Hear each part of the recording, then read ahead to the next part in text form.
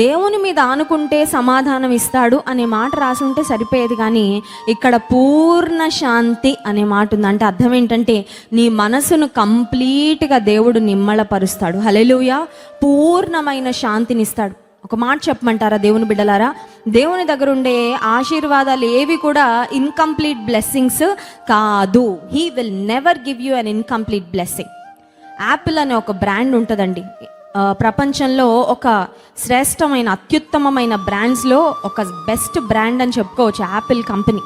Apple కంపెనీకి ఒక వాళ్ళ సింబల్ ఏంటంటే యాపిల్ ఉంటుంది, అది సగం కొరికేసి ఉంటుంది, ఒకవైపు కొరికేసి ఉంటుంది. అది ఎలా ఉంటుందంటే ఆడమ్ ఈవు కొరికారు కదా, అలా ఉంటుంది అనమాట.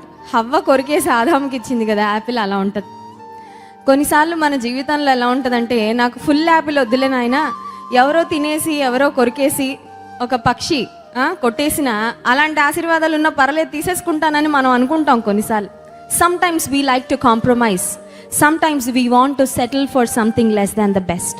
దేవుడేమో నువ్వు అసలు కాంప్రమైజ్ అవ్వకు, నేను ఇస్తాను, నువ్వు నా కోసం నిలబడు, అన్కాంప్రమైజింగ్గా నువ్వు నిలబడు, రాజీ పడకుండా నువ్వు నిలబడి నా కోసం, నీకు నేను అన్ని విధాలుగా పరిపూర్ణమైన ఆశీర్వాదాన్ని ఇస్తానని దేవుడు ఎదురు చూస్తుంటే మనం అనుకుంటాం చీప్ అయినా పర్వాలేదులే నాయన, దేవా ఒకవేళ నకిలీదైనా పర్వాలేదు, ఏదో ఒకటి ఇచ్చేనా ఆయన, నాకు కావాలి, ఇప్పుడు ఈ చేతుల్లో ఏదో ఒకటి పడిపోవాలి. కొన్నిసార్లు చూడండి దేవుడు ఆశీర్వాదాలు ఇచ్చే వరకు ఆగే అంత ఓపిక ఉండదు. ఇచ్చేనాయన, ఏదో ఒకటి ఇచ్చే, కుంటిదో గుడ్డిదో వెర్రిదో పిచ్చిదో ఏదో ఒకటి, నా చేయి మాత్రం ఖాళీగా ఉండకూడదని కొంతమంది తొందరపడిపోతారు. తొందరపడిపోవడం వలన దేవుని శ్రేష్టమైన ఆశీర్వాదాలు కొన్నిసార్లు మనం కోల్పోతాం. దేవుని సమయం కొరకు కనిపెడితే వెయిట్ చేయడం కష్టం, వెయిట్ చేయడం చాలా చాలా కష్టం, కానీ కనిపెడితే పరిపూర్ణమైన బహుమానాన్ని, పరిపూర్ణమైన ఆశీర్వాదాలను ఆయన సమయంలో ఇస్తాడు. నా లైఫ్కి నేను పెట్టుకోనయ్యా డెడ్ లైన్, నీకు నీ చేతులకు అప్పగిస్తున్నాను, నువ్వెప్పుడు చేస్తావో చేయి. నాకు తెలుసు నువ్వు ఆలస్యంగా మాత్రం చెయ్యవు.